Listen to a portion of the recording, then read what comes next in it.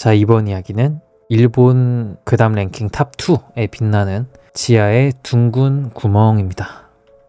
2011년 글이네요. 17년 전 고3 겨울 때 사건입니다. 17년이 지나 기억이 많이 희미해지긴 했지만 기억나는 대로 써가고 있습니다. 그렇기에 디테일한 부분이나 대화 등은 나름 보완, 수정을 하고 있습니다만 최대한 과장 없이 써보겠습니다. 제가 살던 곳은 정말 시골이었어요. 논과 산으로 둘러싸인 지역에서 놀만한 곳이라고는 오토바이를 1시간 정도 타서 읍내에 있는 노래방 정도에 가는 것 뿐이었죠. 그런 깡촌 지역에 1991년 갑자기 신흥 종교 시설이 생겼습니다. 예상하셨다시피 건설 계획 단계에서 주민들이 거세게 반발했고 저희 부모님들도 반대 모임에 자주 참여하셨습니다. 시장이나 도지사에게 탄원서를 제출하거나 지역 언론에 호소하려고도 했으나 종교단체 측이 어떤 조건을 제시했고 건설이 강행되었습니다. 어떤 조건인지는 지역에도 다양한 추측이 난무했지만 과소화되는 상황에 지역이 여러모로 축소되는 상황에 시에 엄청난 금액을 기부했다는 일로 지역 주민의 목소리는 묵살됐다는 설이 가장 설득력 있었죠. 종교시설은 우리가 사는 지역 외곽에 지어졌지만 면적은 도쿄돔의 2-3개 정도였다고 생각해요. 과소화 진행 중인 시골의 땅은 아마 저렴했겠죠. 고이 가을 무렵 건물이 완성되었고 부모님이나 담임 선생님은 저기는 접근하지 마라. 신자들과도 접촉하면 안 돼. 라고 하셨습니다. 같은 반 8명 정도와 함께 탐험하러 갔지만 주위가 높은 벽으로 둘러싸여 있고 정면에는 거대한 문, 그 문 양쪽 끝 윗부분에는 무서운 얼굴을 한 조각들이 있었죠. 악마를 섬기는 종교인가 봐. 악마교다. 라면서 동급생들은 떠들어댔고 그런 일 이후에는 학교에서는 그 종교를 악마교, 반야단체 등 이상한 이름으로 부르기 시작했습니다. 가끔 한가할 때는 같은 반 애들 몇 명이서 호기심과 심심풀이로 시설 주변을 자전거로 돌곤 했습니다. 하지만 이상하리만치 신도나 관계자들을 본 적은 없었죠. 워낙에 인기척도 없고 다른 문제들도 일어나지 않았기 때문에 점차 관심에서 멀어져 갔습니다. 3학년이 되고 종교시설은 이제 화제거리도 되지 않았습니다만 어느 날 같은 반 A가 저기 한번 출석해볼까? 라고 말했습니다. A는 부모님한테 들었는데 말이야. 악마교 건물 있잖아. 엄청 귀여운 여자가 다닌대. 매일 장보러 오는 것 같아. 라더군요. A의 집안은 지역 내에서 큰 가게를 운영하고 있었습니다. 매일 2-3만 원씩 물건을 사가는 악마교 신자가 고마웠겠죠. 부모님이 저기 다니는 사람들 엄청 좋은 사람들이래. 무서운 사람들도 아니고 같이 가보자. A는 그렇게 우리들을 꼬셨죠. 저와 다른 반 친구들도 딱히 할 것도 없이 3학년을 지내고 있었기에 다 같이 가기로 결정했습니다. 멤버는 같은 반인 저와 A, B, C, D 그리고 후배 E, F 2명 이렇게 남자 7명이었습니다. 7명이나 있으니 무슨 일이 일어나도 무섭지 않을 거라는 가벼운 마음으로 갔습니다. 종교시설 앞 폐우체국에서 집합하기로 했습니다. 저와 A, B, C, E는 모였지만 D와 F는 30분이 넘도록 오지 않았기 때문에 5명이서 가게 되었습니다. 시설 근처에 자전거를 세우고 문까지는 걸어갔습니다. 한밤중이라 역시 무섭네 라던지 손전등 하나 더 챙겨와서 다행이네요 같은 잡담을 나누면서 갔죠. 거대한 문 앞에 도착했고 문과 꽤 떨어진 곳에 있는 건물 하나에 불이 들어와 있었죠.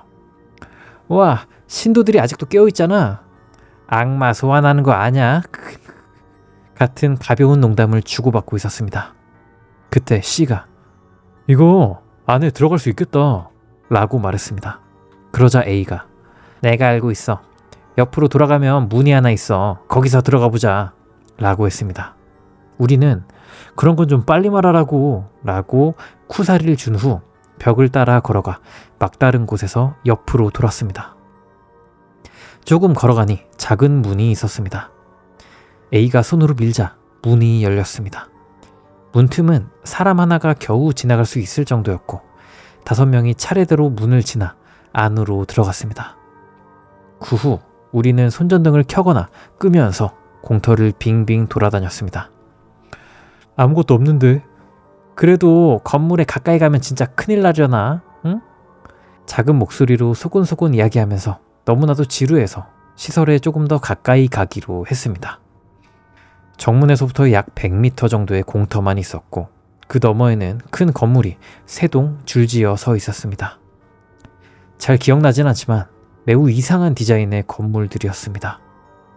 시설 주변을 몰래 걸으며 보니 시설과 시설 사이에 불이 켜진 깨끗한 공중 화장실 건물이 홀로 있었고 화장실 같은 곳엔 하얀 깨끗한 콘크리트로 포장되어 있었으며 벤치까지 있었습니다. A가 잠깐 쉬었다 가자. 힘들어. 라고 하자 일행들은 뭐? 들키면 진짜 위험하다고. 그냥 한 바퀴 빨리 돌고 가자. 라고 말했습니다. 저도 졸업까지 얼마 남지도 않았는데 경찰이라도 오면 어떡해. 이제 그만하고 돌아가자. 라고 말했습니다. 하지만 A는 벤치에 앉아서 담배를 태우기 시작했습니다. 그럼 한 대만 빨고 가자. 라는 말을 시작으로 다 같이 그 자리에서 담배를 피웠습니다. A가 나 잠깐 화장실 좀 갔다 올게. 라고 말한 후 공중 화장실에 들어갔습니다. B와 C는 쟤는 무단 침입도 하고 무단 실금도 하네. 똥 싸다 보면 악마한테 똥구멍에 저주라도 걸리는 거 아냐? 라던지 농담을 하면서 담배를 피웠습니다. 그러다 잠시 후 A가 화장실 안에서 야, 여기 개 신기한 거 있어. 와봐. 라며 작은 목소리로 말했습니다. 우리가 모두 모여 가보니 A는 야, 이거 뭐 같아? 라며 칸막이를 가리켰습니다.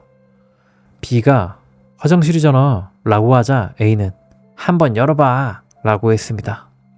B가 문을 열었더니 그 안에는 어째선지 지하로 내려가는 계단이 있었습니다. 이상하지 않냐? 변기가 이어지다가 갑자기 계단이 있어. 라고 A가 말했습니다. 그때 뭔가 이상하다는 걸 깨달았습니다. A의 행동이 뭔가 이상하다는 걸 느꼈습니다. 갑자기 담력 테스트를 제안하질 않나. 새길 문 위치를 정확히 알고 있질 않나. 화장실의 문을 열어보게 하질 않나. 뭔가 의도적이라고 느꼈습니다.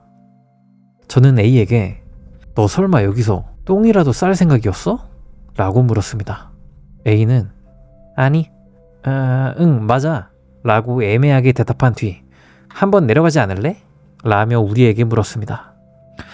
저는 당연히 거절했습니다. 미친 소리 하지 말고 빨리 돌아가자. 여기서 들키면 큰일 난다고 라고 말하자 A는 쫄?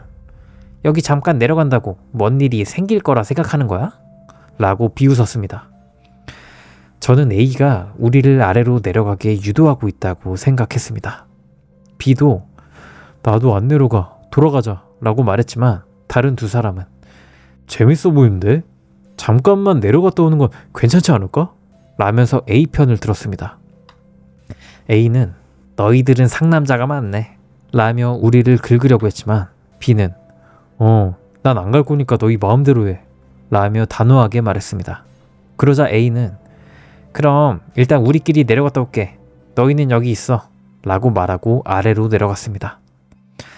저와 B는 화장실 밖으로 나가지 않고 안에서 기다리고 있었습니다. 화장실은 건물 사이에 끼어있는 형태였고 창문도 많아서 어디서 우리를 찾을지 몰라 라는 생각에 밖에 나가지 않고 화장실 안에서 기다렸던 거죠. 야, 오늘 A 좀 이상한 거 같지 않아? 맞아, 오늘 좀 이상한 거 같아. 처음부터 우리를 여기에 데려오려고 한 것 같지 않아? 내 생각도 그래. 저와 B는 오늘 A의 행동에 대해 대화를 나눴습니다.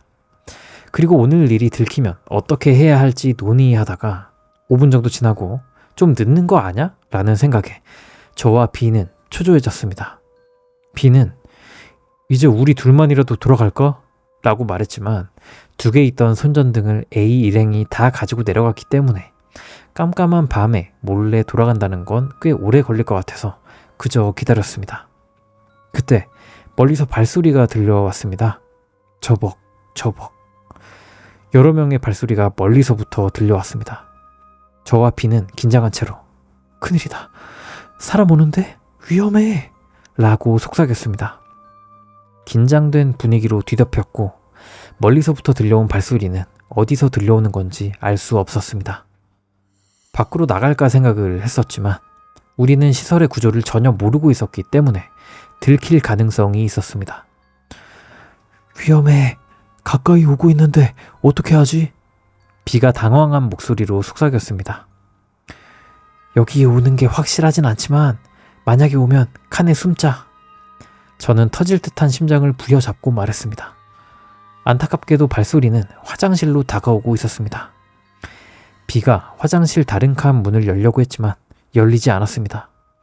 이런 발소리가 15m 정도로 가까워졌습니다. 그 발소리들이 화장실로 올 것이라고 직감적으로 다가왔습니다. 아마 비도 같은 생각을 하고 있었겠죠. 하는 수 없어. 내려가자. 비가 말했습니다. 진짜로? 뭐가 있을지 모르는 계단을 내려가는 건 진짜 싫었지만 화장실 안에는 숨을 공간도 없고 지리도 모르는 곳이라 반드시 잡힐 거라고 생각했습니다. 심야의 종교시설이라는 특수한 상황에 판단력이 흐려진 것일 수도 있겠죠. 발소리가 화장실 근처에 다다랐을 때 저와 비는 문을 열고 계단 아래를 내려다봤습니다. 콘크리트 구조의 계단으로 긴 계단일 거라 생각을 했지만 의외로 10칸 정도밖에 안 됐죠. 계단을 내려가고 앞으로 걷던 비가 문 앞에 있는 문을 열었습니다. 문 뒤에는 방이 있었는데 천장에는 주황빛의 전구 몇 개가 매달려 방을 비추고 있었습니다. 그 방에 들어간 후 문을 조용히 닫았습니다. 지금 기억을 더듬어 보면 7평 정도의 면적에 아무것도 없는 콘크리트 구조의 방이었는데 설명할 수는 없지만 거대한 철제 훌라후프 같은 게 세로로 매달려 있었습니다. 훌라후프는 방 양쪽 벽에 닿을 만큼 컸습니다. 하지만 저희는 그것보다 A와 일행들 생각만 하고 있었습니다. 그리고 아까부터 들렸던 발소리는 화장실 안으로 들어왔습니다. 바로 위에서 발소리가 들렸거든요. 아마 3, 4명 정도였던 것 같습니다. 우리는 움직이지도 못한 채 문 앞에 서 있었죠. 위에서 말소리가 들려왔지만 내용까지는 들을 수 없었습니다. 토론하는 듯한 목소리들이었고 뭔가를 중얼중얼 거리고 있었습니다. 비는 몸을 움츠린 채 눈을 감고 있었습니다. 얼마 동안 그러고 있었는지 모르겠습니다. 그저 즐거운 기억을 떠올리기 위해 당시 유행하고 있던 쇼 프레스티지 코너들을 떠올렸습니다. 어느 순간 화장실 안의 중얼중얼 소리는 10명 정도로 늘어났다는 걸 깨달았습니다. 위에 사람들이 우리가 여기 있다는 걸 알고 있다는 생각에 몸이 떨렸습니다. 수근수근수근수근 기분 나쁜 소리에 정신이 나갈 것 같았습니다. 갑자기 중얼거리는 소리가 멈추고 끼익 문이 열리는 소리가 연속적으로 들렸습니다. 그 끼익 소리가 화장실 칸을 여는 소리라는 걸 알게 되었고 소름이 돋았습니다. 다른 칸에 처음부터 사람이 들어있던 거야? 비도 나처럼 생각했는지는 모르겠지만 아까는 문이 잠겨 있었기 때문에 밖에서 연 것이 아니라 안에서 누군가가 나온 것이라 확신했습니다. 그리고 계단을 내려오는 발소리가 들려왔습니다. 내려오는 데까지 15초도 걸리지 않을 것이기에 나는 비의 팔을 꽉 잡았습니다. 계단을 내려오는 소리가 중간 정도 되었을 때 으아! 비가 비명을 지르면서 내 손을 뿌리치고 방 안쪽을 달렸습니다. 그때였습니다.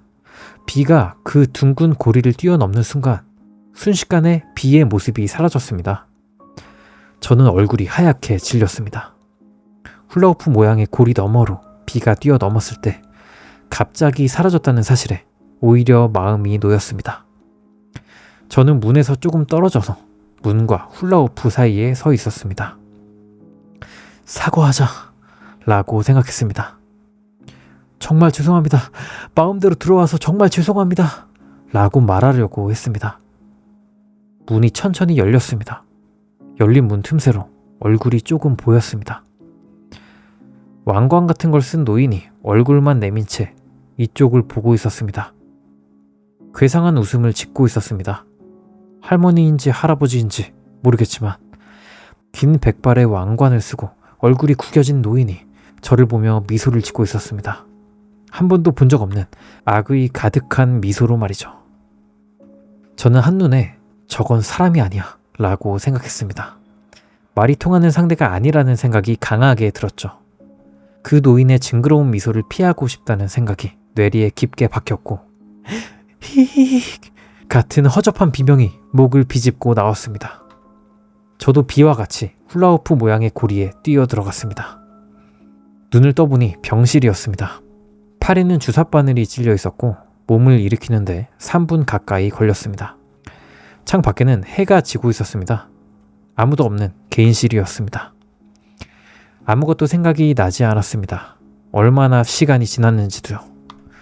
잠시 후 문이 열리고 간호사가 나타났는데 꽤 놀란 표정으로 저를 보고 어딘가로 달려나갔습니다. 그 후에 담당 의사나 다른 의사들 몇 명이 와서 저에게 무언가 물어보고 질문했습니다만 그저 멍하니 있었습니다. 이후 시간이 지나고 점점 정신이 돌아오는 듯 했습니다. 의사 선생님은 아까 히로치 군의 가족 불렀으니까요 라고 말했다. 시간이 조금 흐른 뒤 어머니와 어린 소녀가 울면서 병실로 돌아왔습니다. 그분은 저희 어머니가 아니었습니다. 더군다나 제 이름은 히로치가 아니에요. 스스로 어머니라 말한 여성은 다행이야 라고 울면서 기뻐했습니다. 어린 소녀도 나에게 오빠 라며 울부짖었습니다. 하지만 전 여동생이 없습니다. 3살 위 대학생 형은 있지만 여동생은 없었어요. 저는 누구세요? 라고 여러 번 물었지만 의사 선생님은 후유증일 거예요. 시간이 지나면 괜찮아질 겁니다. 라고 어머니와 여동생이라는 여자들을 위로했습니다. 오늘 밤은 엄마가 같이 있을게 라고 하더군요. 여러 검사를 받았고 그때마다 제 이름은 히로치가 아니고 여동생도 없어요. 어머니도 다른 분이에요 라고 말했지만 의사 선생님은 기억에 조금 히로치 군은 2년 가까이 혼수 상태였어. 그러니까 기억이 아직 완전히 돌아오지 않았을 수도 있어 라고 말할 뿐이었죠. 그런 말을 들어도 충격적이지는 않았습니다. 지금 일어나고 있는 일을 받아들이는데도 벅찼기에 충격을 받을 틈도 없었어요. 의사는 최대한 저를 위로하는 말들을 골랐지만 어머니는 기억 상실에 충격을 받고 눈물을 흘리셨습니다. 나는 화장실에 간다고 했지만 좀처럼 몸을 움직이기 힘들어 의사나 간호사, 여동생이라는 사람의 도움을 받았습니다. 화장실에 갔을 때 처음으로 그날 밤의 일이 떠올랐습니다. 놀랍게도 눈을 떴을 때 몇 시간 동안은 담력 시험이 생각나지 않았습니다. 화장실이 매우 무서웠지만 저를 부축해준 의사와 함께 있던 엄마 그리고 여동생 덕분에 안으로 들어갈 수 있었습니다. 일을 마친 후 거울을 보고 비명을 질렀습니다. 거울 속의 얼굴은 제가 아니라 완전히 다른 사람이었습니다. 기억나진 않지만 그때 저는 심하게 경련했고 많이 힘들어했다고 합니다. 그 후 거의 1달 가까이 입원했습니다. 자칭 부모와 자칭 여동생, 자칭 친구들이 병문안을 오고 자칭 담임 선생님이라는 남성에게 저는 히로치가 아니고 당신들을 몰라요 라고 계속해서 말했습니다. 저는 A와 B에 대한 사건, 저의 과거 기억들을 계속 이야기했지만 모두 기억 장애나 기억 상실로 취급받았습니다. A는 존재하지 않는 인물이며 B도 없고 그런 사람들은 존재하지 않는다고 설득당했습니다. 하지만 모두 저에게 친절하게 대해주었습니다.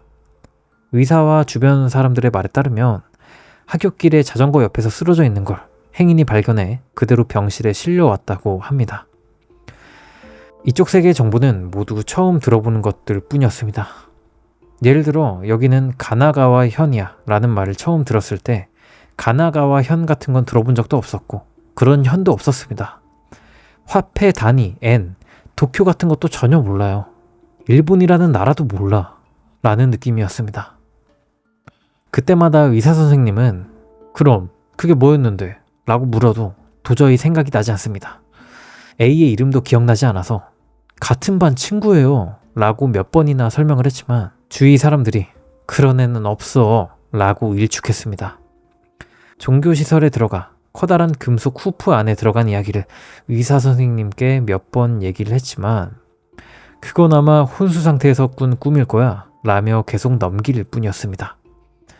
하지만 무서운 것은 저 스스로가 나는 기억상실증이야 이전 삶이나 세계는 전부 혼수 상태 때 꿈이야 라면서 진지하게 믿기 시작했다는 겁니다. 기억 상실뿐만 아니라 다른 인격과 다른 세계의 기억이 덮어 씌워진 거야 라고 생각하기 시작했습니다. 어느 쪽이든 저에게는 다른 사람의 삶을 사는 것 외에는 선택지가 없었습니다. 퇴원 후 아버지, 어머니, 여동생과 함께 집으로 돌아왔습니다. 부모님들이 정말 기억나지 않니? 라고 물어도 처음 보는 집, 처음 보는 거리였습니다. 상담 치료를 받으며 어떻게든 새로운 인생에 적응하려고 열심히 노력했습니다만 새롭게 들어오는 단어와 정보는 위화감이 드는 것도 있었고 익숙한 것도 있었습니다. 도도부 현이나 나라 이름은 모두 처음 듣는 것들이었고 역사나 역사적 인물도 처음 듣는 것들이었지만 신기하게도 일상생활에 쓰는 단어는 위화감이 없었습니다. 텔레비전이나 신문, 의자, 리모컨 등 대화에 쓰이는 단어들 역시 전혀 위화감이 없었습니다. 처음에는 가족들과 어색해 존댓말을 하거나 속옷을 세탁하는 것도 불편해 제가 직접 빨래를 했지만 시간이 지날수록 이 사람들이 진짜 가족이라는 생각이 들기 시작했고 이전의 삶은 전생이거나 꿈이었을 거라고 생각하게 되었습니다. 그렇게 생각하니 과거 기억이 점점 사라져 갔습니다. 유일하게 또렷하게 기억하던 부모님, 형, 친구들의 얼굴이나 논밭밖에 없던 시골 풍경도 떠올리는데 꽤 시간이 걸렸습니다. 하지만 그날 밤 종교시설에서의 일만은 선명하게 기억에 남아 있습니다. 특히 기괴하게 웃고 있던 그 노인의 얼굴은 더더욱. 새로운 생활에도 익숙해지고 상담 치료 횟수도 줄었고 반년쯤 지났을 때는 학교에도 돌아왔습니다. 20살의 나이지만 고등학교 3학년부터 다시 시작했고 친구도 사귀면서 즐거움을 느꼈습니다. TV 프로그램도 한 번도 본 적 없는 프로그램들이라서 재밌게 봤습니다. 여기는 가나가와현의 도시였기에 도시 생활도 즐겁게 하고 있었습니다. 그런데 고등학교 복귀 후 약 4개월쯤 지났을 때 그 세계와 이 세계를 잇는 공통점이 우연찮게 나타났습니다. 여름방학 때 과제용 책을 사기 위해 서점에 갔을 때였습니다. 그러다 진열된 책들 속에서 땡땡이라는 글자가 눈에 들어왔습니다. 종교 관련 책이었는데 땡땡이라는 이름은 틀림없이 마지막 밤에 들어갔던 신흥 종교의 이름이었습니다. 깜짝 놀란 저는 그 자리에서 책을 잡고 읽기 시작했습니다. 땡땡은 이 세계에서는 꽤 거대한 종교단체라는 사실을 알게 되었습니다. 제가 있던 세계에서 이름도 없는 속된 말로 듣보잡 신흥 종교였는데 이곳에선 세계적인 종교단체였습니다. 저는 종교 관련 책을 몇 권 사서 읽기 시작했습니다. 읽었다고 해서 무언가 변하진 않았습니다. 그곳으로 돌아갈 수 있는 것도 아니고 누군가에게 제 과거를 증명할 수 있는 것도 아니기 때문이죠. 주위에 그 사실을 말한다고 해도 의식이 없었을 때에 땡땡이 그 무의식에 나왔겠지 라고 말할 게 뻔하다고 생각했기 때문입니다. 게다가 적응을 위해 친절을 베풀어준 가족이나 친구들에게 폐를 끼치고 싶지 않았기 때문에 그만뒀습니다. 모처럼 고등학교에도 복학하면서 과거 이야기를 그만두게 됐는데 또 그 이야기를 꺼내서 주위 사람들에게 고통을 주거나 다시 상담을 받으러 가는 걸 생각하면 역시나 못 본 척하고 평범하게 인생을 살기로 했습니다. 17년이 지나고 저는 지금 평범한 월급쟁이로 살고 있습니다. 지금 왜 이 이야기를 하냐고 물어보신다면 지난달 저희 집에 편지 하나가 왔습니다. 익명으로 쓰여진 그 편지는 히로시 씨에게 갑자기 죄송합니다. 저는 당신을 알고 있어요. 아마 당신도 저를 알고 있을 겁니다. 그래야만 해요. 당신을 찾는데 엄청난 시간과 노력이 들었습니다. 당신의 이름은 하루토인데 기억나십니까? 반드시 편지를 또 보내겠습니다. 다만 이 편지의 내용은 누구에게도 알리지 마세요. 당신의 약혼자에게도 반드시 비밀로 해주시기 바랍니다. 부탁합니다. 라는 내용이었습니다. 하루토라고 해도 전혀 모르겠지만 예전에 그렇게 불렸던 것 같기도 합니다. 편지를 받긴 했지만 두렵다거나 신기하거나 하는 느낌은 없었고 오히려 남의 일 같았습니다. 그리고 그 편지를 보낸 사람은 지난주에 2번째 편지를 보냈습니다. 편지 내용은 다음과 같습니다. 히로시 씨에게 아만의 이름을 기억하고 있을 거라 믿어, 류스케. 아마 기억나지 않겠지만 이곳에 너와 나만 있는 것 같아. 이상하게도 키즈마, 하야토, 타치야는 찾지 못했어. 이번 달 25일 19시에 땡땡역 앞에 땡땡이 있을 테니까 반드시 와줬으면 좋겠어. 너에게 반드시 해야 할 말이 있어. 빨리 말해야 되니까 반드시 와줘. 혼자서. 저는 요스케라는 이름이 전혀 기억나지 않지만 만나러 갈 생각입니다. 반드시 가야 할 것 같아요. 누군가 거기 서 있더라도 기억해낼 수 없겠지만 그날 밤의 멤버라면 이야기하다 보면 누군지 알아낼 수 있을 거라 생각해요. 가능하면 B였으면 좋겠습니다. 무슨 일이 일어날지 모르기 때문에 이렇게 글로 남기고 싶다는 생각에 남겨봅니다. 비슷한 내용의 글을 약혼자와 유일한 가족이 된 여동생에게도 남겨두려고 합니다. 긴 글 읽어주셔서 감사합니다. 여기까지가 샤레코와 탑2에 빛나는 괴담 지하의 둥근 구멍이라는 이야기였습니다. 오랜만에 다시 읽었는데 그래도 상당히 재밌네요. 재밌는 점이 한두 개가 아니에요. 그러니까 첫 번째로 그 신흥 종교가 지금 이 세계, 그러니까 지금 일본이라는 나라가 존재하는 이 세계에서는 가장 흥한 종교라는 거 아니야. 예상컨대 아마 기독교나 천주교 뭐 이런 쪽이겠죠?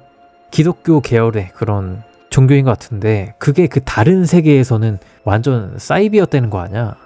그런 것도 상당히 좀 재밌었고 처음에 이 괴담이 처음 나왔을 때는 다른 세계인 줄 모르니까 당연히 우리 쪽 세계인 줄 알고 읽는데 나중에 알고 보니까 이 글쓴이가 있었던 세계는 우리가 있는 세계랑 다른 세계라는 거를 뒤늦게 알게 되는 거. 요거가 되게 재밌는 부분이죠. 진짜 아예 눈치 못 챘던 그런 반전? 기분 나쁘지 않은 반전이 있어서 너무 재밌었어요. 너무 재밌었고 지금 이 주인공의 상태가 되게 아리까리해요. 그러니까 실제로 그 옛날 세계에서 넘어온 사람인데 이렇게 된 건지 아니면 진짜 그냥 우리 세계에 사는 사람인데 기억상실에서 깼는데 그 기억상실 때 꾼 꿈, 그 혼수 상태일 때 꿈에서 그 지하의 둥근 구멍에 들어간 그 꿈이 생각이 나가지고 그 꿈에 지금 매몰된 상태인 걸 수도 있잖아. 그런 상태인 건지 그 두 상태가 너무 헷갈린단 말이죠. 진짜로 다른 세계에서 온 건지 아니면 깨기 전에 꾼 꿈에 매몰된 사람인 건지 이게 헷갈리잖아. 실제로 알 수가 없잖아요. 이 글쓴이도 그렇고 저희도 그렇고 그 점이 상당히 매력적인 부분이다. 그렇게 생각합니다. 진짜일 수도 있잖아. 진짜 평행세계에서 온 걸 수도 있고 근데 상식적으로 말이 되는 거는 그냥 기억상실에서 깨가지고 꿈에 매몰된 상태인 걸로 밖에 안 보이잖아. 그런데 편지로 히로시씨 저는 당신을 아는 사람입니다. 이날 몇 시 몇 분에 여기서 만나죠. 이런 편지가 왔어. 그러면 정말 안 갈 수가 없는 상황인 거죠. 그 점이 참 재밌다 랄까. 그 이후에 이제 그 추가 이야기는 없는데 가서 어떻게 됐을까요? 바로 다른 세계로 다시 넘어갔을까요? 아니면 넘어가진 다음에 지금 이 세계에 있는 육체는 다시 혼수 상태가 된 걸까요? 모르겠네. 이렇게 다양하게 상상력을 자극한다는 점에서 이 괴담이 너무 재밌는 것 같습니다. 저기 또 이제 채팅창에 재밌는 얘기가 있네요. 대체 영감님, 그러니까 그 교회당에 지하에 이제 얼굴만 불쑥 내밀었던 그 영감님 있잖아요. 왕관 쓰고 있는 그 노인. 그 노인은 왜 우리들을 보고 웃었던 걸까? 이거 읽으면서 좀 생각을 해봤었는데 뭔가 우리들이 아는 예수의 모습은 가시나무 관을 쓰고 있고 피 흘리고 있고 약간 이런 느낌의 인자한 느낌의 얼굴이잖아요. 근데 뭔가 이 친구들이 본 예수 하나님의 모습은 왕관을 쓴 아기에 찬 표정을 지은 사람이었단 말이지. 뭐야? 뭘까? 그런 건가? 신이 하느님이 이슬람이랑 교회랑 천주교랑 다 같은 신이잖아요. 그러니까 유일신이고 약간 선지자가 다 다른 느낌인 거잖아. 뭔지 하나님이 저 위에 막 계시고 예수가 있었고 그 뒤에 무하마드가 있었고 그렇게 누구를 마지막 선지자로 볼 것이냐에 따라서 또 막 종교가 막 나뉘어지잖아요. 근데 이 글쓴이가 있었던 세계에는 그 왕관을 쓴 노인이 가장 최근에 들어서는 선지자였던 걸까 싶기도 해요. 그래서 사이비 종교로 취급을 받는 건가? 모르겠어. 너무 세계관이 방대해. 뭔가 제가 한 말이 앞뒤가 안 맞긴 한데 뭔 말인지 알겠죠? 뭔 말인지 알겠죠? 그리고 다른 세계에서 봤을 때 기독교 계열의 이 종교의 느낌이 다른 세계에서는 이상하게 보일 수도 있어. 예수님이 너무 인자하잖아. 말도 안 되게 아가페적인 사랑. 모든 인간을 내 용서하리라. 이런 표정을 짓는 건데 다른 세계에서 처음 봤을 때는 뭐야? 왜 이렇게 뭐야 저거 무서워 이렇게 할 수도 있잖아. 그런 예수의 모습이 아닐까? 뭐 제 생각입니다. 그러니까 그 노인의 얼굴은 뭐였던 거야? 왕관을 쓴 노인의 얼굴이 교황? 교황이 보통 노인이잖아. 노인이 많잖아. 그러니까 이 글쓴이가 살던 나라의 교황이 있는 세계관이었던 건가? 근데 사이비 종교로 취급을 받았던 그런 종교. 근데 뭐 너무 깊게 생각하지 말죠. 그냥 뭐 그런갑다 해야 될 것 같아. 아무튼 재밌었습니다. 샤르코와 탑2에 빛나는 지하의 둥근 구멍이었고요. 재밌었습니다. 혹시 영상 재밌게 보셨다면 구독과 좋아요 한 번씩 부탁드리고요. 알림 설정도 해주시면 감사하겠습니다. 앞으로도 재밌는 괴담 많이 가져올 테니까요. 잘 부탁드립니다. 안녕. 안녕히 주무세요. 사이비 발음 사이비로 해주실 수 있나요? 요즘 유튜버들 다 사이비로 발음하긴 하더라고요. 근데 사이비 이거는 짜장면 자장면 아니에요? 사이비 종교는 사이비 종교로 해야지 뭔가 사이비 종교다운 그런 느낌이 나는데 그렇지 않습니까? 한자잖아요. 뭐 그렇긴 한데 한자 중에 싸라고 하는 거 없나? 없는 것 같긴 하다. 예. 이 사이비 종교 정말 무섭네요. 하면 안 무서워 보여. 사이비 종교 진짜 무섭습니다. 이래야지 무서운 느낌이다. 미친 사이비. 미친 사이비. 일단 사이비로 하기로 하겠습니다. 중간 발음을 해주세요. 사이비.